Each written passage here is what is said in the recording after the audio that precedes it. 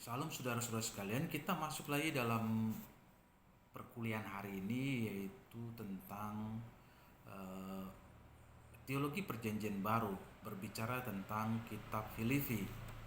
Kitab Filipi kita bisa tahu untuk hal ini, tapi sebelumnya mari kita berdoa. Tuhan Yesus, terima kasih hari ini kami mau belajar tentang kitab Filipi. Tuhan memberkati semuanya, baik hamba-Mu yang mengajar maupun mahasiswa yang diajar.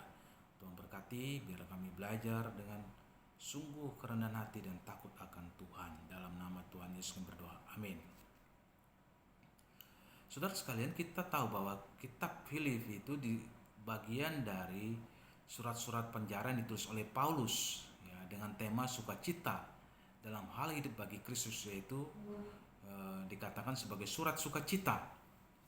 Nah, dalam surat ini disebutkan 16 kali kata sukacita. Ya, jadi tujuannya sebenarnya dari surat ini ditulis oleh Paulus yang kemungkinan besar waktu di penjara di kota Roma. Dia menulis surat ini kepada orang percaya atau jemaat di Filipi untuk berterima kasih kepada mereka atas pemberian atau perhatian jemaat kepada Paulus yang dikirim melalui eh, seorang perantara, itu Epaphroditus, pasal 4 ayat 14 sampai 19. Dan untuk memberi kabar tentang keadaan yang sekarang, untuk mendorong mereka untuk supaya mereka maju secara rohani, mengenal Tuhan dalam persatuan, kerendahan hati, persekutuan, dan damai sejahtera. Nah, ini yang kita bisa lihat. Walaupun dalam sisi lain kita bisa melihat bahwa dalam surat ini juga berkaitan dengan ada juga yang dibahas, yaitu masalah kristologi, yaitu kristologi dari pasal 2 ayat 6 sampai 11. Saya akan bacakan ayat 6 sampai 7 saja. Hendaklah hidupmu bersama dalam hidupmu bersama menaruh pikiran dan perasaan yang terdapat juga dalam Kristus Yesus, yang walaupun dalam rupa Allah tidak menganggap kesetaraan dengan Allah itu sebagai milik yang harus dipertahankan, melainkan telah mengosongkan dirinya sendiri dan mengambil seorang hamba, atau maksud saya mengambil rupa seorang hamba dan menjadi sama dengan manusia. Saya membacakan tadi ayat 5 sampai 7. Nah, di sini kata mengosongkan diri setara dengan Allah. Walaupun dalam rupa Allah tidak menganggap kesetaraan dengan Allah. Jadi di sini kita bisa lihat, walaupun setara dengan Allah, Kristus tidak menganggap itu sebagai hal keuntungan yang harus dipertahankan. Ya, kata walaupun dalam rupa Allah, ayat yang ke-6 tadi, being in form of God, yaitu dalam rupa Allah. Kata being dalam bahasa Yunani ini parkon, yang menggambarkan seseorang sebagaimana adanya secara hakiki, dan hal itu tidak bisa berubah. Jadi kita bisa lihat ini Allah, dia memang Allah. Yesus adalah Allah, hanya dia menghampakan diri, mengosongkan diri, mengambil rupa seorang hamba. Kata mengosongkan diri, merendahkan diri. Kata mengosongkan diri itu kenosis, ya, mengosongkan diri itu ya.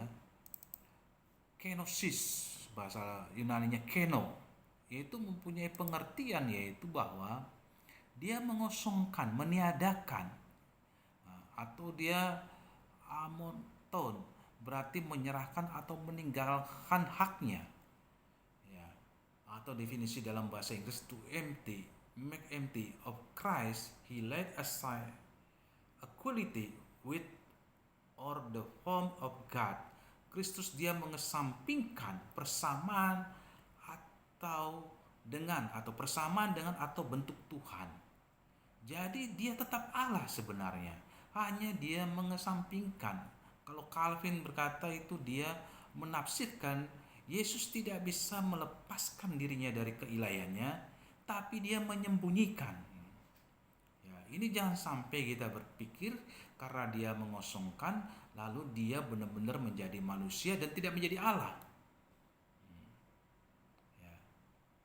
Atau tidak mengakui sebagai Allah, dia benar-benar menjadi manusia yang kalau kita lihat dia bukan Tuhan. Ada yang berpandangan seperti itu sehingga dijadikan dasar bahwa Yesus bukan Tuhan, bukan Allah. Padahal dia Allah dan tetap dia natur ya sebagai Allah dan dia menjadi manusia. Seperti itu. Sebagai contoh adalah kalau ada seorang raja yang berdarah biru, seorang raja, lalu dia menyamar menjadi orang miskin, jadi pengemis. Tapi dia tetap raja, walaupun dia menyamar menjadi pengemis atau orang miskin. Pakaian yang compang-camping dia pakai tidak meninggalkan kemuliaan dia sebagai raja. Dia tetap raja. Memang dia naturnya raja. Seperti itu.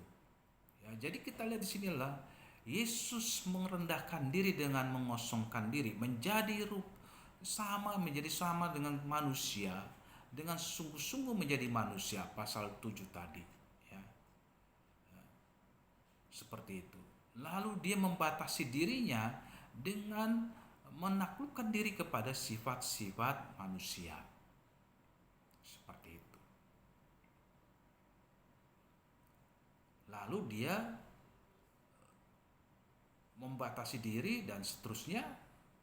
Kita jeda sebentar ya, nanti kita lanjutkan session kedua. Jangan beralih dulu nanti yang session kedua.